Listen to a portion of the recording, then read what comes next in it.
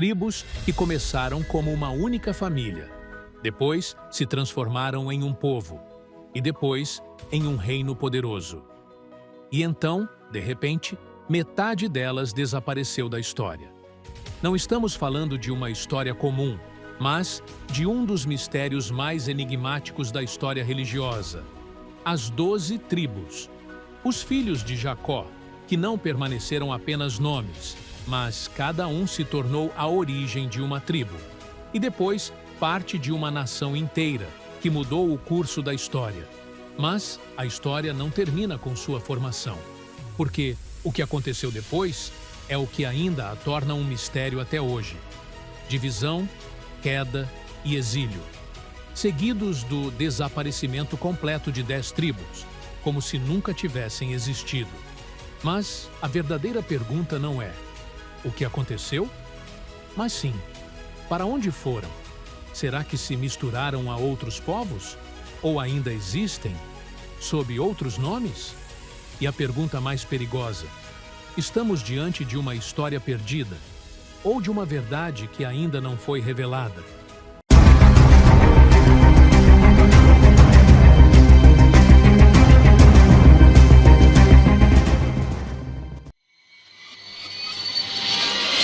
Os tribos são os filhos do profeta Jacó, que a paz esteja com ele, conhecido como Israel, e é daí que vem o nome Filhos de Israel.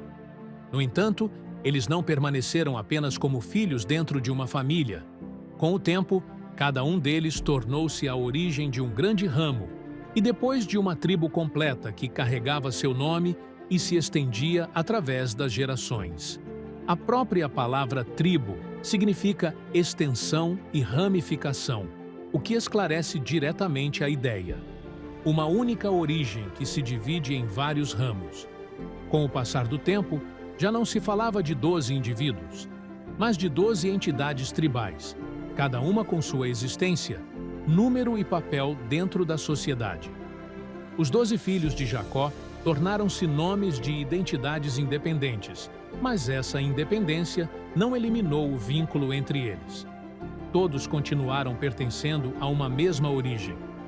Com o aumento dos filhos e netos, cada ramo passou a se formar em torno do nome de um deles, até que esse nome se tornou a designação de uma tribo inteira, e não apenas a lembrança de uma pessoa. Essa transformação ocorreu gradualmente, de uma família para grupos maiores, e depois para tribos bem definidas. Com a entrada em fases posteriores de sua história, especialmente após a estabilidade e o êxodo, essa divisão tornou-se ainda mais clara, e a pertença deixou de ser apenas linhagem para se tornar um sistema que organizava a própria sociedade. A transformação dos filhos de Jacó em uma nação não foi um evento repentino, mas começou em um momento decisivo, cujo eixo central foi a história do profeta José, que a paz esteja com ele. José não permaneceu apenas como um dos filhos, mas tornou-se a razão da transição de toda a família para uma nova fase. Depois de ser lançado no poço por seus irmãos, ele acabou no Egito, onde passou por uma longa jornada da escravidão à prisão, até finalmente alcançar uma posição de poder no Estado. Essa ascensão não foi apenas um acontecimento individual, mas mudou completamente o destino da família. Quando a fome atingiu a região, seus irmãos foram obrigados a ir ao Egito, e ali a verdade foi revelada, e toda a família de Jacó se estabeleceu no Egito. Essa mudança não foi apenas uma troca de lugar, mas o início de uma verdadeira reunião, na qual a família passou de indivíduos dispersos para um grande grupo vivendo dentro de uma mesma estrutura. Nesse período, surgiu um ponto importante. José não foi contado como uma única tribo, mas seus 2 filhos, Efraim e Manassés, foram considerados 2 tribos independentes. Isso não foi um detalhe secundário, mas reflete sua posição e influência, já que ele passou de um indivíduo dentro da família para um eixo central na formação da estrutura tribal. Com o passar do tempo, esses ramos se multiplicaram e se transformaram em tribos, cada uma com sua extensão e seu número. Mas, apesar dessa divisão, permaneceu um vínculo que os unia a todos: a pertença a uma mesma origem. Aqui começou a surgir uma transformação mais profunda. A pertença deixou de ser apenas linhagem e passou a ser identidade coletiva. O indivíduo deixou de se ver apenas como parte de uma família e passou a se perceber como parte de um povo com uma experiência única e um destino comum. Com a continuação do tempo e a mudança das condições dentro do Egito, essa estabilidade não permaneceu como estava. Após um período de prosperidade relativa, as condições começaram a mudar, e a presença dos filhos de Israel passou de uma comunidade estável para uma realidade mais dura e opressiva. Com o aparecimento de Moisés, que a paz esteja com ele, os filhos de Israel entraram em uma nova fase, na qual a questão deixou de ser apenas sobrevivência e passou a ser o início da formação de uma entidade organizada. A saída do Egito não foi apenas uma mudança de lugar, mas um momento decisivo que os colocou diante de uma nova realidade, sem autoridade governante e sem um sistema unificador. Nesse vazio, começou a verdadeira transformação. Já não bastava serem tribos unidas apenas pela descendência. Era necessário tornarem-se uma sociedade com regras. Cada tribo deixou de ser apenas uma extensão familiar e passou a fazer parte de uma estrutura maior, composição e função. Começou a formar-se um tipo de organização, não ainda como um estado completo, mas como um núcleo inicial, distribuição de funções e tentativa de criar equilíbrio dentro do grupo. Aqui surgiu uma diferença importante entre as tribos, pois suas funções não eram iguais. O exemplo mais claro disso foi a tribo de Levi, que não seguiu o mesmo caminho militar ou político, mas foi destinada a uma função religiosa. Tornou-se responsável pelos rituais e pela orientação espiritual, o que criou uma forma inicial de separação de funções dentro da sociedade. Essa função não era apenas um serviço religioso, mas também estava ligada à preservação da própria identidade, especialmente em uma fase em que o povo estava exposto ao risco de dispersão ou dissolução após a saída. Esse ainda não era um sistema completo, mas um começo. O início da ideia de que a sociedade não se baseia apenas na descendência, mas na distribuição de funções, e de que a sobrevivência não depende apenas do número, mas também da organização. Nesse período também surgiram tentativas de regular o comportamento coletivo por meio de leis e normas, que não eram apenas práticas religiosas, mas regras que organizavam toda a vida do grupo. No entanto, essa estrutura permaneceu instável, sem um centro unificador, e dependia mais do equilíbrio do que da autoridade. Por isso, continuava vulnerável à fragmentação e aos conflitos internos, já que cada tribo mantinha parte de sua autonomia, sem uma autoridade central para resolver disputas. Com o passar do tempo e após várias fases de desafios e mudanças, os filhos de Israel chegaram a um ponto completamente diferente. Com Davi, que a paz esteja com ele, já não se tratava de uma organização inicial, mas de uma autoridade central. Pela primeira vez, as tribos foram unificadas sob uma liderança clara. Cada tribo deixou de agir de forma independente e passou a fazer parte de um estado.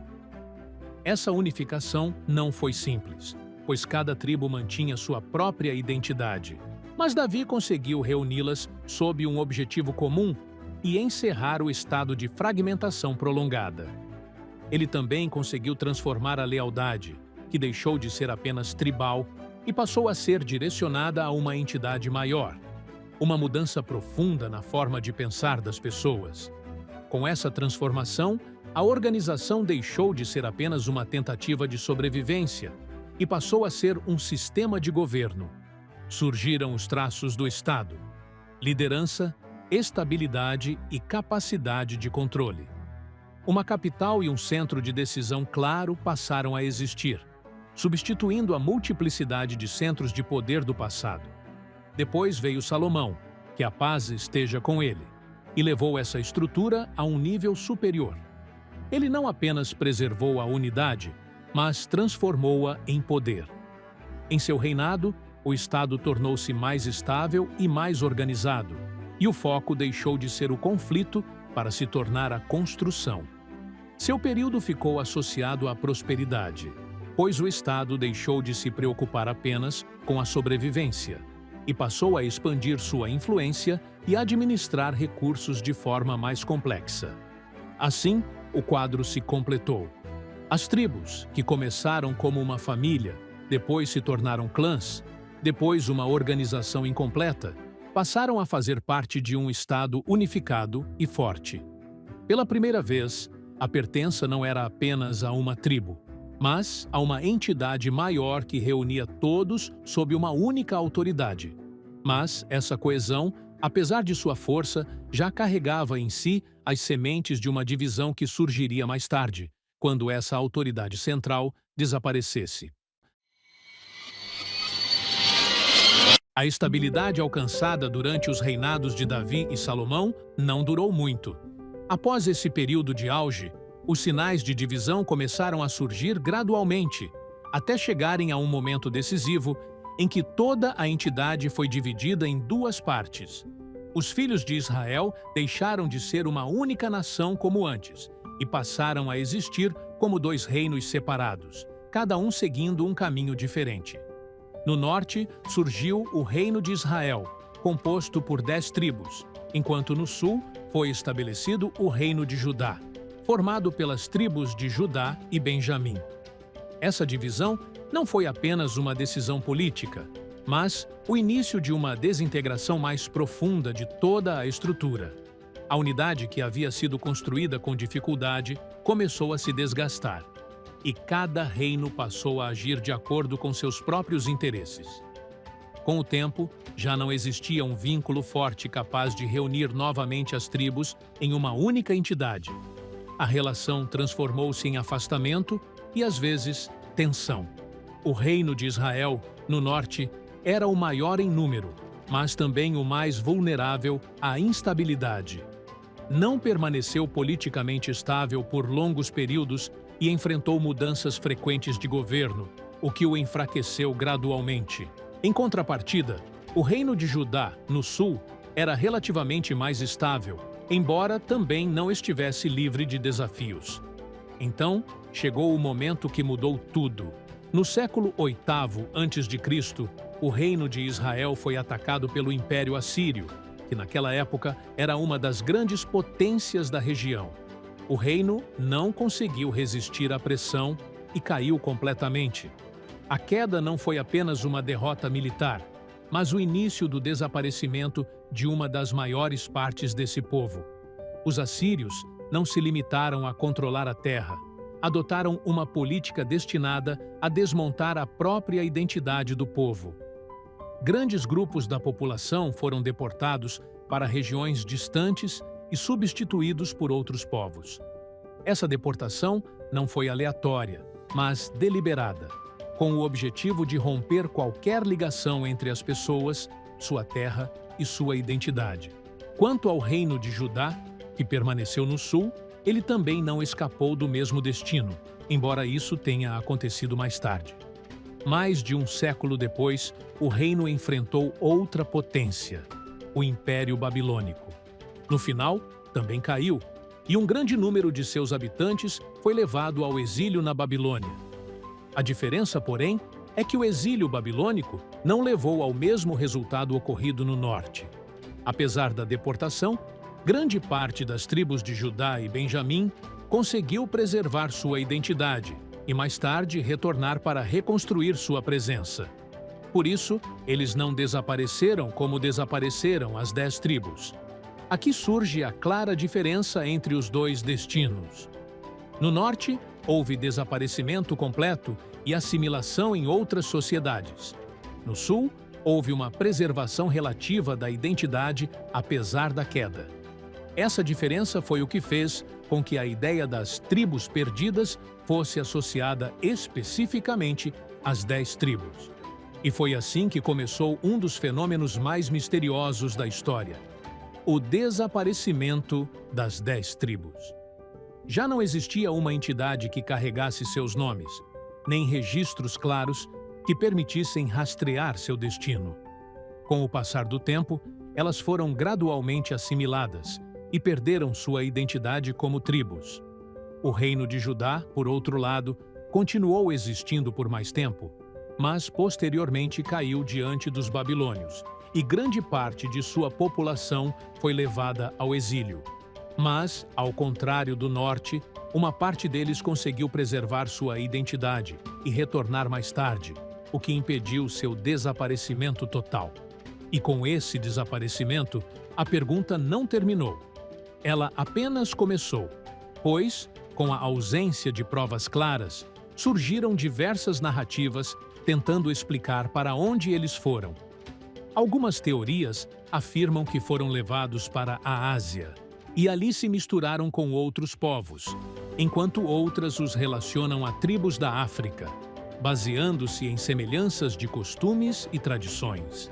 Em outra direção, surgiram ideias ligando-os a povos da Europa, ou considerando que grupos inteiros poderiam ser descendentes deles. Contudo, muitas dessas hipóteses tinham um caráter mais ideológico ou político do que fundamentado em evidências históricas concretas. Também apareceram grupos em diferentes partes do mundo reivindicando descendência dessas tribos, apoiando-se em tradições orais ou práticas religiosas, como comunidades na Etiópia, outras na Índia e em Myanmar, e até tribos no Afeganistão, que apresentam certas semelhanças com tradições judaicas, seja em rituais de pureza, sacrifícios ou algumas práticas religiosas. Alguns desses grupos também tentaram comprovar essa ascendência por meios modernos, através de estudos genéticos ou esforços para obter reconhecimento religioso oficial. Isso conferiu um certo grau de credibilidade a algumas dessas alegações, sem, contudo, alcançar um consenso definitivo. Apesar de tudo isso, essas alegações continuam enfrentando o mesmo problema: a ausência de provas conclusivas. Não existe uma continuidade histórica clara, nem evidências definitivas capazes de confirmar essa linhagem de forma incontestável. Por outro lado, alguns acreditam que a verdade seja mais simples, que eles não foram para um lugar específico, mas acabaram completamente assimilados nas sociedades para as quais foram levados, até que qualquer traço identificável desaparecesse. Assim, o desaparecimento das tribos deixou de ser apenas um evento histórico e se transformou em um mistério aberto. Um mistério que não diz respeito apenas ao lugar, mas à própria identidade. Eles realmente desapareceram? Ou ainda existem, sem que saibamos quem são? A história das tribos não é contada da mesma forma em todas as religiões. A perspectiva sobre elas varia de acordo com a natureza de cada crença e sua maneira de interpretar a história religiosa.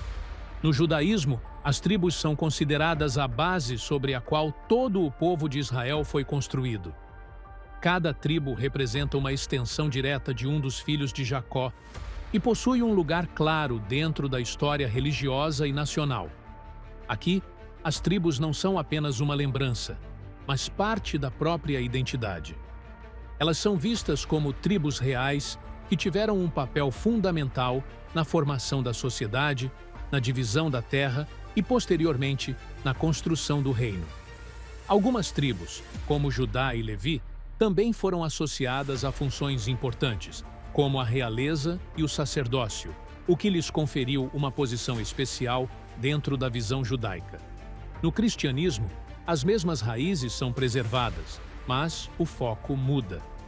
As tribos não são vistas apenas como grupos históricos, mas como parte de uma narrativa maior que prepara o surgimento de Cristo. Elas são mencionadas no contexto do Antigo Testamento, porém sua presença deixa de ser apenas política ou tribal. e passa a carregar um significado religioso mais amplo.